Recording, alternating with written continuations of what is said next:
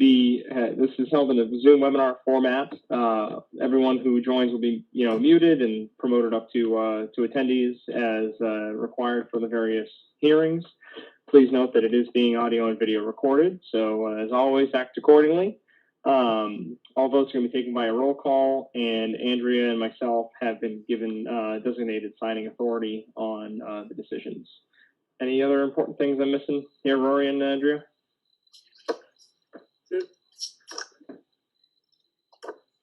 All right.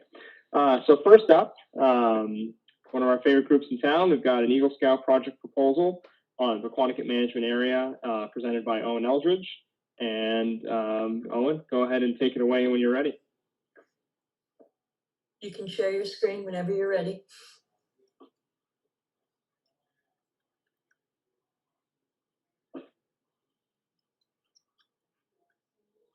Cool.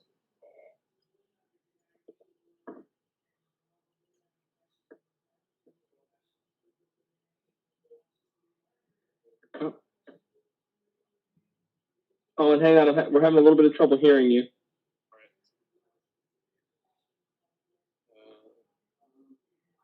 I can hear you now. All right, sounds good. Sorry about that. No worries. Yeah, so my name is Owen Eldridge. I am 16 years old and entering my junior year at Oliver Ames. And I started my Eagle Scout project with the advisory of Chris Patrick, and I'm here for approval to put a trail on the properties that lie behind the Keach Fields. For those who aren't familiar, Edwin A. Keach Park is located at 49 Chestnut Street, and here it is, right, this yellow dot, in relation to Chestnut Street, which is this black line here, and Massapog, Quanticut. So the Keach Fields and the surrounding properties are where I'd like to put in some trails. I think the location would make good for access to the other bits of conservation in town. Packard Farm is another one. Beaver Brook is right down the street, and Borderland is further up Massapog.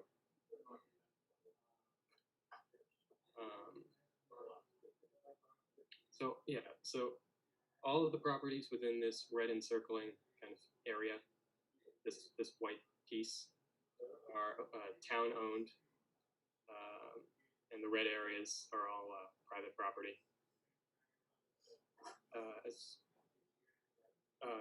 The Keach Fields physical end right about here, and the trail system would come in through here, touching as much high ground as is possible, which, as you can see, is here.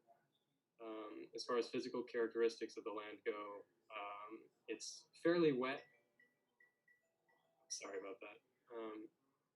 It's fairly wet. I'll show some photos of the area at the end. There are a couple of stretches of low fields right around here, if you can see my cursor, and a little bit more north here. But in kind of contrast to the familiar low wetlands, there are several points of high ground, which are what I deemed to make the land kind of usable for a trail and potentially really interesting. There are several areas of highland with like rock features and stuff kind of akin to that. There's also two pre-existing egresses into the property. While there isn't one at Keach Fields, there is an egress that kind of leads sort of to nowhere on Massapog, and one from a street off of Chestnut called Oakleaf Lane. It's a neighborhood, a cul-de-sac that has an egress straight into the properties, kind of where this red piece kind of juts in is. In order to use the egress in the Oakleaf Lane property, I would need to have neighborhood or association permission from there, because kind of like the line is owned. It's private property. So the proposed route would look something kind of like this. This is obviously very preliminary. The capital entrance being at Keach Fields, which has a large parking area So street parking shouldn't be any kind of concern, and it ends right about here and heads straight into the conservation, where there would be this main loop using as much high ground as possible and egressing out to Massapog and, best case scenario, also to Oakley. The main loop would be somewhere between 1.5 and 2.5 miles, depending on how much workaround of wetlands needs to be done. The highest expected wetlands I foresee being through this stretch right here, between these two pieces of high ground. It's very low, very wet. But in walking through it several times, I do think it is still usable. With preliminary estimating using the town's Excel sheet for bridge building and cost that was provided to me by Mr. Patrick, I've determined that I'll probably need somewhere in the ballpark of 250 feet of boardwalk, which using that formula would cost around $3,900. But like I said, that's a super preliminary number. I'll be working to minimize bridge cost once if I get permission to start flagging trails. I can start by like the Eagle Scout set of rules. I can start fundraising as soon as approval from this commission happens, and from my Scout Council, fundraising could start as early as September, and flagging as soon as the trees start to lose their leaves. I have some photos I'd like to show of the properties as well, if that's all right.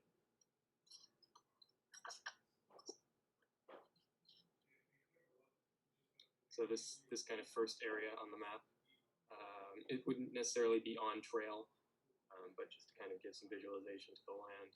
It's very wet outside of the areas I've chosen to put trail. So kind of you can see it here. There's winding bodies of water. The Pequannock Brook kind of comes through here. And yeah, the second area, right around the entrance to Fields, area 2. It also gets wet, but as you can see, this the photo on the left was taken in late April. It's pretty wet through here. This is sort of like a pre-existing ATV trail that you're sort of seeing. It doesn't go very far. And then on the left over here, it's all dried out and it's much more filled in. So the area seasonally does get pretty dry. Right now, there's very little wetlands. Most of the bridges would be just sort of like a preemptive strike against the wet that comes in the spring. The third area, this is in some of the images of the high ground. Yeah, some of the high ground in the area. This is the largest stretch of high ground. As you can see, there's some rock features. It's a lot thinner to walk through up top. There's a lot less low shrubbing. Clearing will be significantly easier. Not that I think any of the clearing will be that difficult. There was some remnants of like an old campground that could presumably some teenagers used, but that's another project. Area 4, these are some of the photos of the old carriage road that egress out to the Oakleaf Lane neighborhood. Again, some photos of like pre and post wet. The road kind of floods, you can see down here on the left. It's pretty flooded in some sections. It's still wet in some sections because water flows through this area, but the road is dug out. There'd be very little clearing at all for that quarter mile of egress. Moving out, this stretch would be pretty minimal. Area 5 is another section of higher ground. This has there's a blowdown up here in for a portion of land. There's rock features, bigger rock features, and again, easier areas to come in and clear. Area 6, this is sort of the potentially problem area with some of the wet. This is what it all looks like. It's all green, all wet, all year. if you can see in some of the photos, I know it's a little difficult with the lighting, but it's still pretty wet. These photos were taken in June. It's still soggy, damp, gross to walk through. So this will be where most of the bridges have to come through. And lastly, Area 7 is kind of the pinnacle high ground in the area. It would be the first chunk of high ground hikers will encounter. More rock features, nothing like crazy. And just to kind of put some of this map stuff into context, these contours are 2-foot contours, so it's not like mini mountains, but still enough to avoid some of the wet. It's dry, it's right on the edge of the wetland, so it provides a good kind of view of the distance of wet. And so with that, I'll ask, are there any questions? Yeah, I have a couple questions for you. The bridge estimate, do you think that's a conservative estimate, or do you see that growing? Because the reason I ask is we've had a couple projects where we ended up needing some extra bridging, which we were all very supportive of, but I wouldn't want to necessarily have yourself cut yourself short on the request.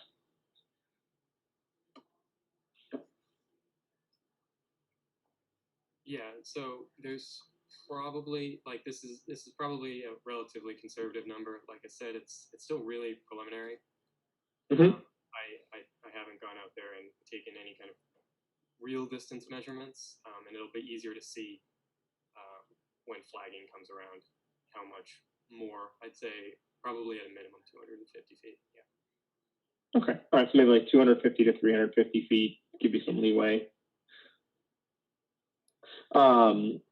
Another question I had on the picture you had of that area 2, where you noted some old ATV trails in April, but then in June it looked pretty well grown through. Did those ATV trails appear to be inactive in June? No. Yes, they appear to be inactive. It looked Cool. more like ATV trails that were used years and years ago. It was pretty Gotcha. overall. I know it looks pretty used in the photo on the left, but it's really just like patches of old trail. I don't see any like fresh tire marks or anything in there, so yeah, I was just curious about that. Have you had any talks with the Oakleaf neighborhood? Is there an HOA in that neighborhood, or who's like the authority you'd have to speak with there? Just the private landowners? I believe there is a homeowners association in there. I haven't contacted them, but they're like, it does already egress into the property. So yeah. That's something I still have to talk through. Okay. Owen, send me an email and I can probably get the Homeowners Covenant Association, if there's a requirement through the subdivision that it be a access area to, for open space purposes, then that would be good information for you to have going into your discussion. All right. Great. That's all the questions I have for right now. If any of the other commissioners have questions, then we can open it up. So is Mr. Patrick your liaison on this? He's advising my Eagle project, so Sure. Called an Eagle coach. Right, he's assisted a lot of you guys, so I know you're in good hands. So other than that, I think you've addressed all the questions.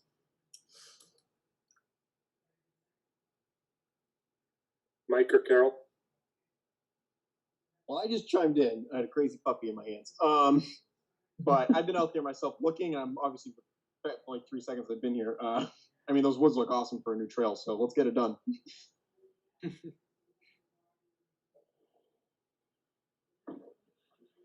Great. Carol, any questions, comments?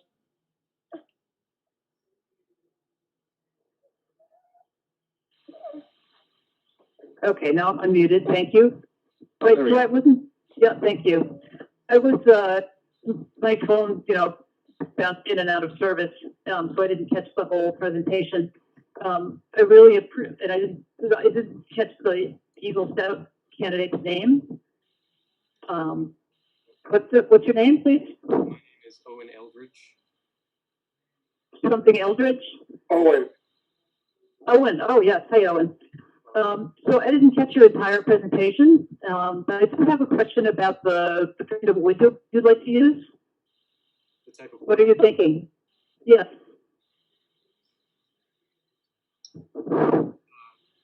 Yeah, I haven't looked at anything specific, but if the commission has any kind of advisement on that, or looking into some of. Sorry, Carl, Right. were you asking the time frame when you want him to do this? I couldn't quite hear you. No, I'm sorry. I'm wondering about the type of wood that, Oh, that is being proposed for the, for the treads and Gotcha. the foundation.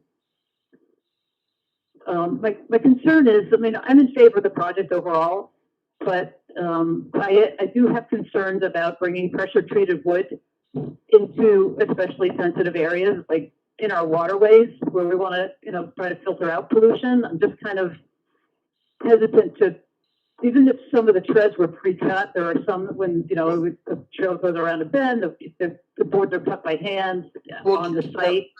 Carol, when Chris was in there on doing the Flyway project, all those scouts were pre-cutting like on a Saturday at their house, and then on a Sunday bringing it in. I mean, there were some cuts they had to do on the trail just because of angles and going around rocks and trees.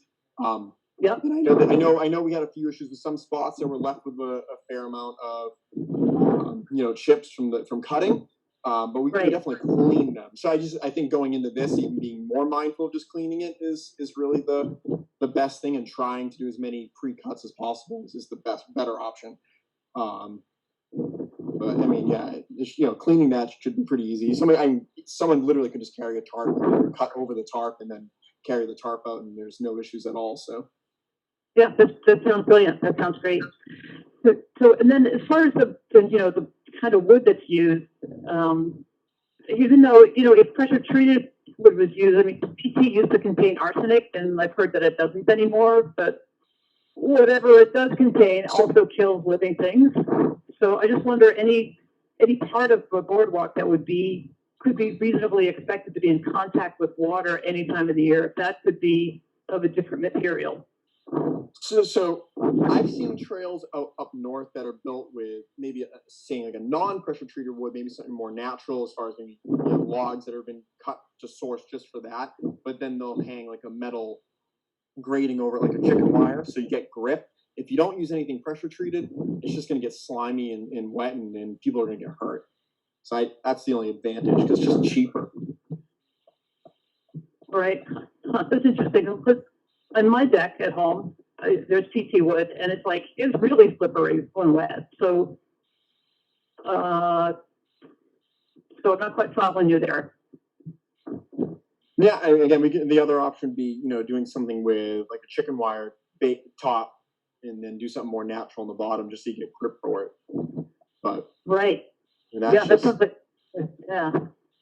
I love that idea. I saw that that's just a lot more cutting and a lot more tools within the woods, with gas emissions and everything else, like a chainsaw. So it's just, it's hard to, I don't know which one's better than the other. Right. Because eventually that one's going to have more repair. That's the only problem.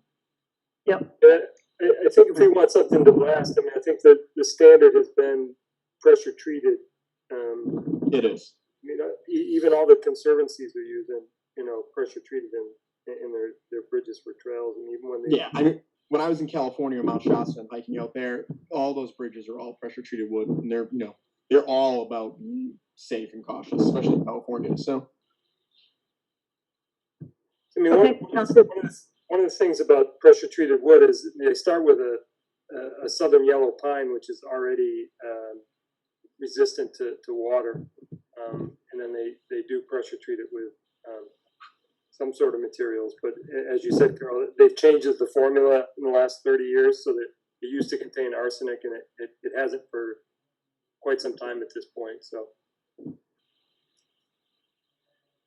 Right. Yeah, I just, being, I guess I'm being hyper vigilant. Not knowing what's in it, just a little hesitant, but, I am in favor of the project. I just wanted to ask. Well, we can make sure that we require the newer pressure treated that doesn't contain arsenic, so we at least know that in an MSDS on the material, so we have that on file.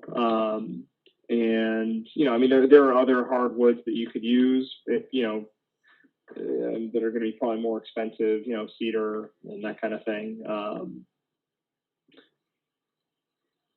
So those can be options for maybe potentially sensitive areas. Right. I mean, I think that's the problem with using a cedar is that your costs, I think, go not even double. I think they go more than that. Yeah. Way more. And plus, no one, Yeah. there's no trail system hardly any that are using cedar bridges. That would be nuts. It'd be really cool. That'd be a very fancy trail system. That'd be very, very swanky. What I heard Carol suggest was perhaps it's just the footings that she's most concerned about, because we do have the detail that the Eagle Scouts follow, where there's a footing that elevates the walk itself up off the ground. And so that's the footing she's concerned about. Right, thanks for repeating that, Andrea. Yeah, I mean, I agree with your concern, Carol. I think I'm comfortable with, as long as we're using the newer type of pressure treated, and we can just get a confirmation from whoever, we source the wood from, that, it's arsenic free and that kind of thing. Yeah, if you're talking footings to support the bridge up, right? Yep. Right. Yeah. I mean, Chris uses a lot of rocks too, most of the time for those. Yeah, he does. He You're loves right. to He use sources stone. and a source of it right in the area too, if he can. Absolutely. I think he has a collection. He does. He has a secret spot. Let me tell you. That's great. Okay. Yeah. I just motion to approve Owen's project with the caveat that we try and minimize the use of pressure treated where possible and in the footings, but allow pressure treated given that it's ensuring that it's the newer material without arsenic. Catino second. All in favor? Caulfield's aye. Lundin, aye. Spady, aye. Catino, aye. All right. Thanks, Owen. Great presentation. And I'm going to be leaving the commission at the end of the month, and I just like to, while we're here recording, thank you and the rest of the Eagle Scouts, past, present, and future, for all the hard work you guys do in the town. You've really opened up some beautiful areas and done some great work. And, it's just a great service to the town to have you guys doing these projects. Appreciate it. Thank you very much. And thank you for having me tonight. So Owen, Yeah, have a great night. Owen, I'll be your liaison to the Conservation Commission to take care of your paperwork and keep the notifications going. And I think you probably heard that you have at least one Conservation Commission member who's going to be available on work parties whenever his dog is not coming. Oh, the dog's coming to the work parties. Don't you worry. You guys are going to get very acquainted. She's a hiking dog, my friend. She'll be there. Okay. And by having a Conservation Commission member on site during your work parties and having Chris Patrick be your supervisor, does the commission recognize that specific permits won't be necessary? That is the intention, yes. Yes. Great.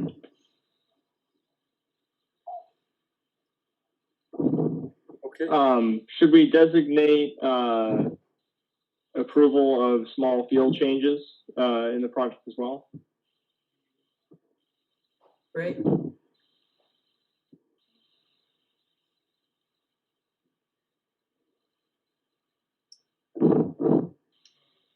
Great. That's terrific. Between small field changes, Concom support, on field support, and my administrative support, I think that sounds like how you want the project to run. Yeah, I think so. All right. Well, congratulations, Owen, and good luck with your planning and fundraising and building. And excited to check it out. Yeah, thank you. Can I ask one last question really quick? Sure, go ahead. Andrea, can you promote John Thomas? Yeah, sorry. No, Chris Patrick. This last question. One more thing. Hello? Oh, hi, Mr. Patrick. Hey, Chris. What's up, Chris? Go ahead, Owen. Oh, sorry. The main access point to the properties is through Keach Fields, which isn't owned by. Well, it's owned by the town, but it's not conservation land. So I was wondering what do I need permission from the selectmen to kind of enter through there? Because if you look on the map, the tree line is actually like 2/3 of the way up from the street. So where the property line and the tree line don't meet super well. So Good question. From one of the earlier preliminary meetings, Andrea, when you looked into it, was the Keach Field, did you, when you asked the selectmen, did they basically say that it's our jurisdiction? I couldn't remember exactly, but I thought I remembered something along those lines. No, it's still it's still in the select board jurisdiction. The way Okay.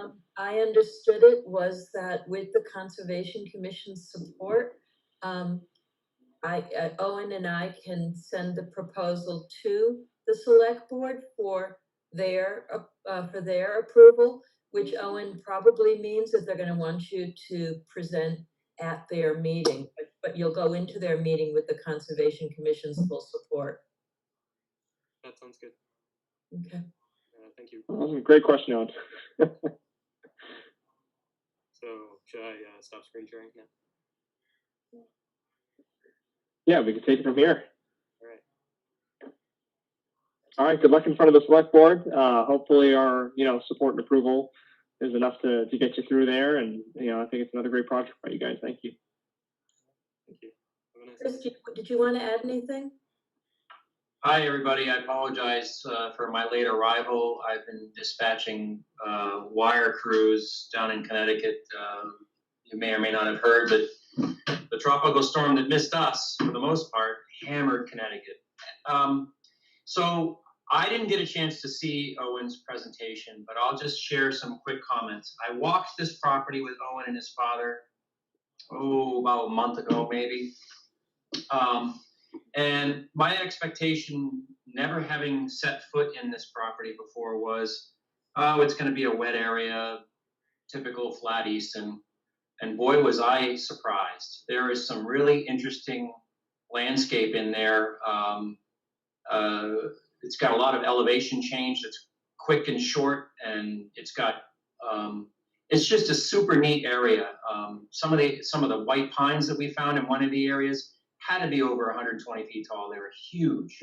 I am very impressed with Owen's work so far. He's really put pretty much 100% of the presentation you saw tonight, I have never seen before. So all of the work that he did on his own, with my support walking the property, my guidance on our typical processes, what he needs to do. So everything you've seen tonight, which I didn't get a chance to see, was all on Owen. So it sounds like you did a great job.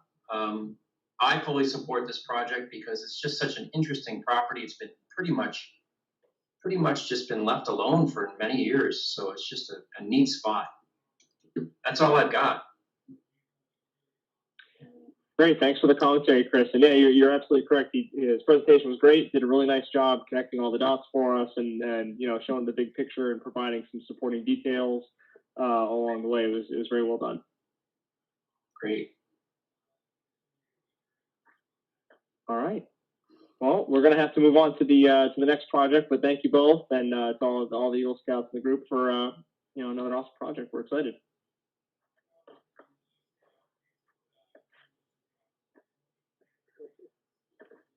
All right. So, Andrea, I'm going to call up the next one. Yes, that's Anthony. All right. So we've got 11 Marshall Road next up. Right.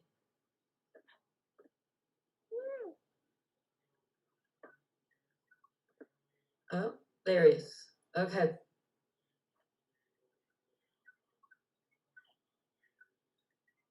Can you guys hear me? Yes, we can. How you doing? Good. Good, good. Do you need us to pull anything? Do you want to share your screen and present? How would you like to do it? I believe I know how to do that. All right.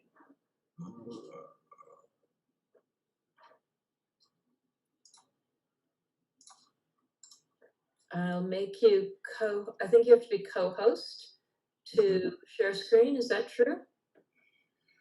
That I don't. Yeah, because it's black. It's grayed out on my Okay. button. Okay, there you go. I'm just going to change the settings so all panelists can do a little share screen, so we don't have to do that next time. You don't? Okay. Nope.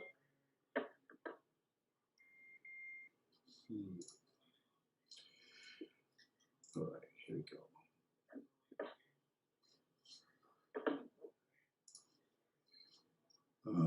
Okay.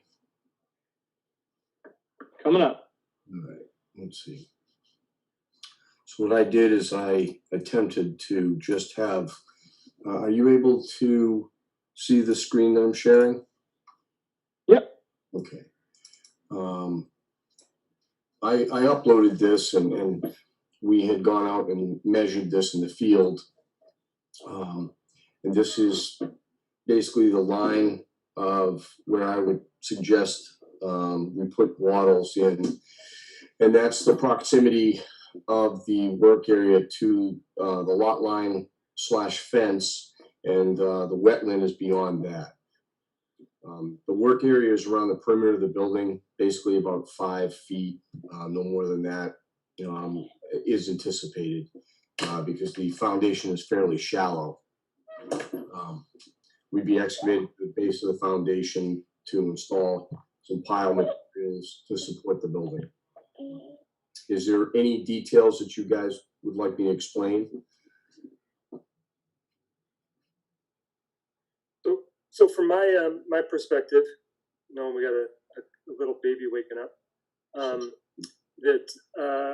think that just understanding that the lawn is fairly level in this area. It's probably only about a 3-foot drop off from the house back to the fence, and then beyond that, it's fairly level even back to the BVW. So just for the commission to sort of understand, since we don't have topos on the drawing. It is a fairly level piece of property. It is all lawn all the way to the fence, and then it is wooded areas beyond the fence. From my perspective, I think given what kind of it's a machine dig around the foundation. Generally, we start by hand. If it's anything over 2 feet, then we would use a machine, something similar to a small dingo or a mini excavator. Nothing, sizable, I would call it, because the only reason we would do anything other than a hand dig is if beyond 4 feet, by OSHA, you have to use a machine and you have to open the excavation up. I don't anticipate that because literally at the back corner of the building, you can almost see the edge of the footing.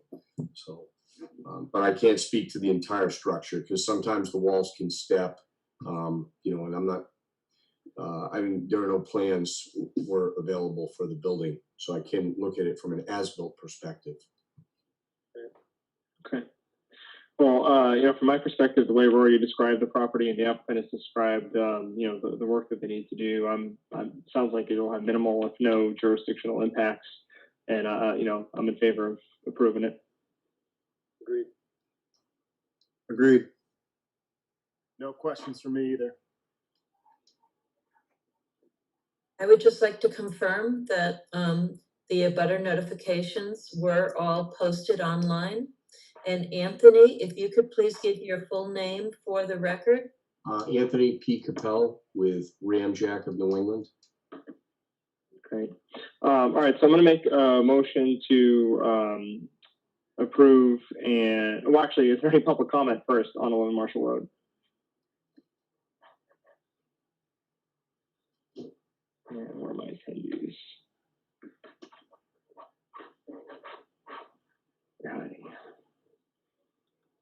Anybody seeing any hands raised? I've lost my view of the attendees. I moved it to more Terrible. slowly. Yeah, so. Okay, great. All right, so I'm going to go ahead and make a motion to approve and issue a permit to work in order of conditions for 11. RDA, a negative determination of applicability for 11 Marshall Road, Easton number 1617. Colfell's second. All in favor? Colfell's aye. Beatty, Lundin, aye. aye. Beatty, aye. Thomas, aye. Carol, do you mind doing yours again? You and Mike did it at the same time there. Sure, Lundin, aye. Great, and Casino, aye. All right, thank you guys. Good luck. Thank you. Appreciate your time. Yeah, you too. Have a good one. All right. Okay, the next project is, 19 Lullaby Lane. and I'd hoped Frank would be here, but I do not see him. Okay. Andrew, you want to give us the rundown on the situation with this one, if you don't mind, Sure. please? What I'm gonna do is share my screen so that you can see the two. Sorry. I'm gonna try to share my screen. Stop that. Okay, there we go.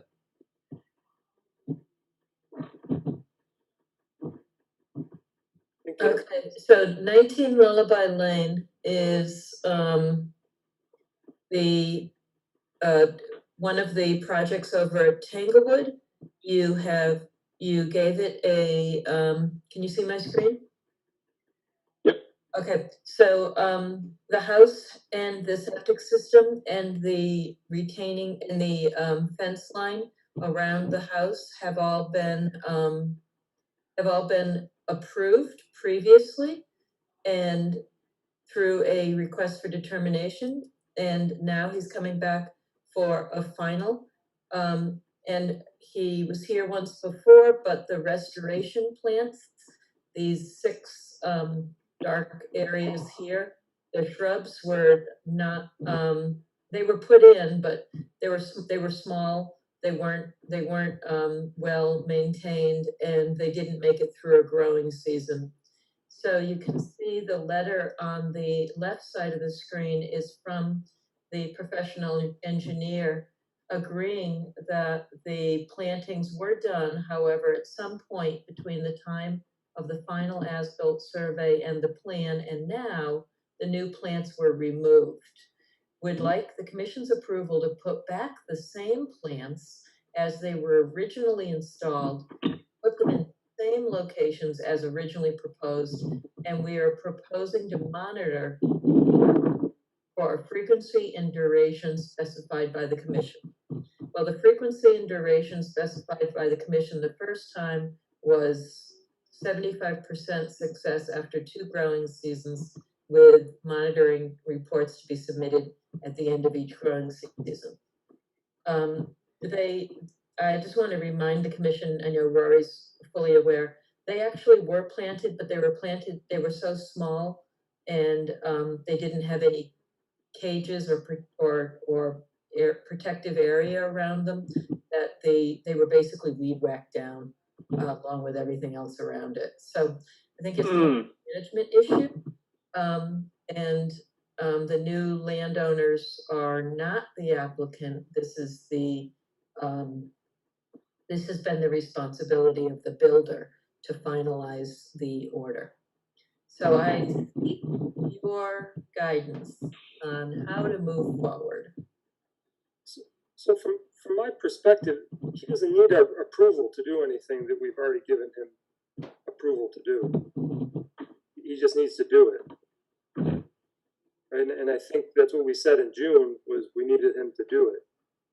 We actually continued it at that point, but I don't know that, I mean, certainly from my perspective, I don't know that my position on this has changed, in the sense that we have in writing from him that he's going to do it, but we already had that once. I don't know that we had a monitoring report at all at any time until they went to a certificate of compliance on this. So I don't, there hasn't been a lot of action on this in the 2 months it's been open.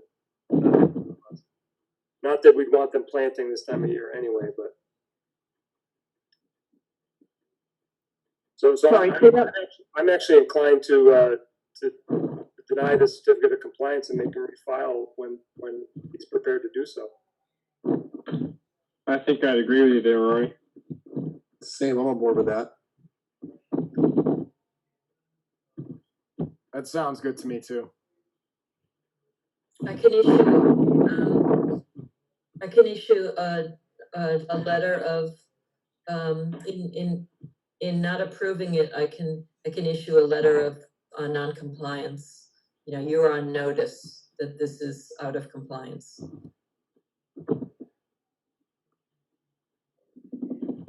And I don't think we've had any problems with this developer up until now. I mean, this piece of property has been a little bit challenging because they had to fix some of the grading. They went way high and up and over the actual erosion control, if you remember. You know, the soil was actually overtopping the erosion control at the base of the slope. But you know, I'm inclined to just say it's not a problem. You know, when you're ready, refile and we'll get this done. So I make a motion to deny the certificate of compliance for 19 Lullaby Lane. I'm a second. Catino. Oh, there we go. Thomas second. All those in favor? Caulfield's aye. Lundin, aye. Beatty, aye. Thomas, aye. Catino, aye. All righty. Next up, selection of officers. So I'm going to go ahead and renew my motion from before because nothing has changed on my end. I'm going to make a motion to vote for Rory Caulfield as chairman of the Conservation Commission. Thomas, second. All those in favor? Or any discussion?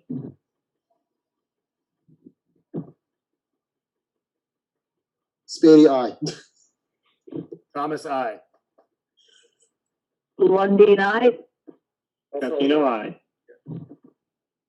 Great. Get nervous there for a second. Thanks for taking over, Rory. Rory, did you vote? Yeah, Caulfield's aye. So. There you go. We need a vice chair, and I'd like to make a motion to have Mike Spadia. Thomas, second. All those in favor? Mike, since there was discussion about this last time, you're on board, right? I'm on board. Okay. Great. Caulfield's aye. Lundin, aye. Thomas, aye. Catino, aye. Mike, you got a vote? Thanks for taking on that I do. responsibility, Stadia, Mr. aye. Stadia. Thank you guys for the opportunity. I'm pretty excited.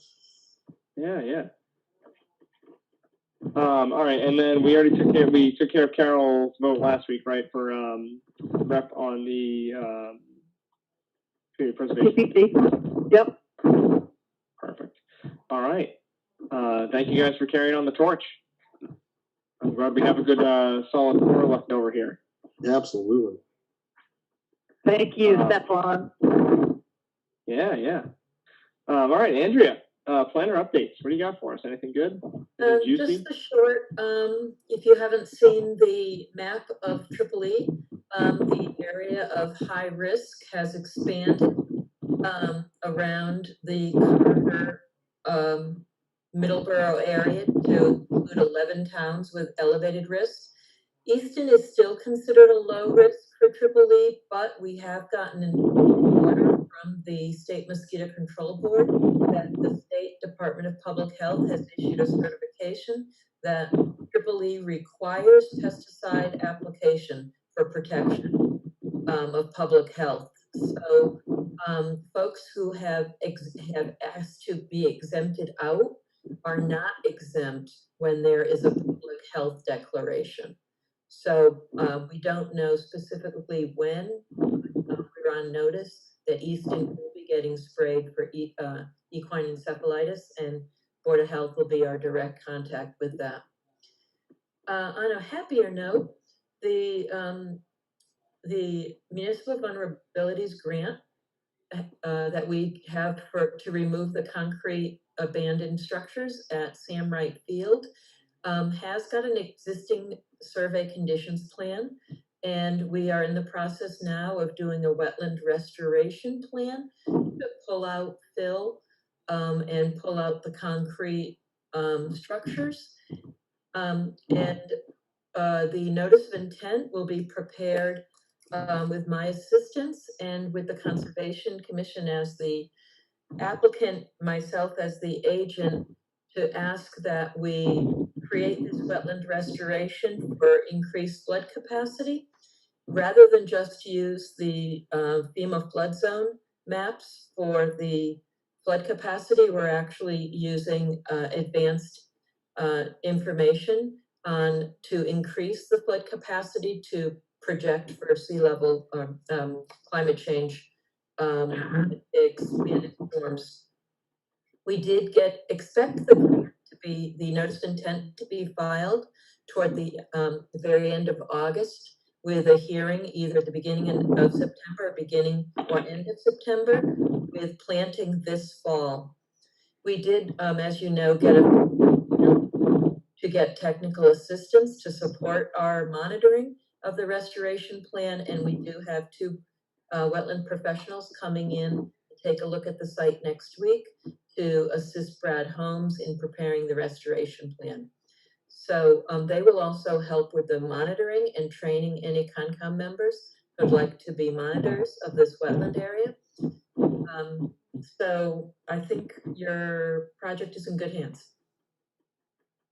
Congratulations, Andrea, on all your work on that. Thank you. Yeah, big time. So those are the only updates since last week. Great.